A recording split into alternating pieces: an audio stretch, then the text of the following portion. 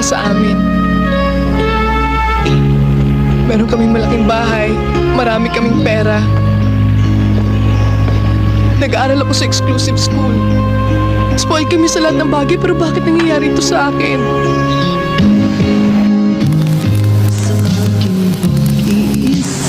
Simple lang.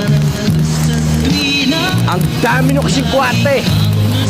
Alam mo kami, ha? Mga mahirap lang kami. Mga anak bawis.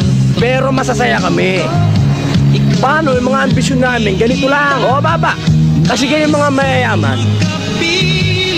Ang tataas doon, ha? Pinito pang inaabot yung ulap. Kaya tuloy yung dami nagkaka-interest sa inyo, eh. Katulad din Salazar. Si Salazar lang ba? Hoy, mukhang malaman yung sinasabi mo, ha? Gusto kong malaman mo na ako nadamay lang dito. Kundi dahil sa pamilya ko, di kita pakikialaman. Ikaw lang ba ang may pamilya? What about us? Alam mo sa nangyari ito, pwedeng mamatay ang daddy ko eh. Katulad kanina. Muntik ko nang mapatay ang daddy ko ah. Teka muna. Ako hindi ako mamamatay tao, ha? Ha? Nakakita mo naman yung daddy mo, buhay na buhay, ha? Tsaka ba't daddy mo iniisip mo? Hindi mo ba alam kung sino yung mga umahabol sa atin? Mga halangang kaluluwa nun! Ha? Pag nahuli tayo ng mga yon, isang pagkakamali lang natin, tapos sa maliligayang araw natin. Sa palagay mo ba meron pa tayong maliligayang araw? Meron pa! Mga ganito.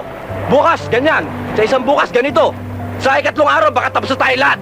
Pero bago mangyari yun, ha? Bago nila masaktan yung pamilya ko, mamamatay muna ako! Alam mo, pamilya mo lang naman iniintindi mo eh. Bakit hindi mo sila dalhin sa bahay ampunan para walang masamang mangyari sa kanila? Kayo talaga mga mayayaman sa pag-iisip ninyo! Para kang si Rose! Narinig ko na yan eh! Alam mo sa pamilya ko, ha? Isa lang ang mawala! Magwawala ako! Magugulo ang mundo! Masyado ka maraming iniisip! Magbilang ka na lang ng bituin! Yan, ano? 1, 2, 3, 4, 5, 6, 7, 8, 9, 10!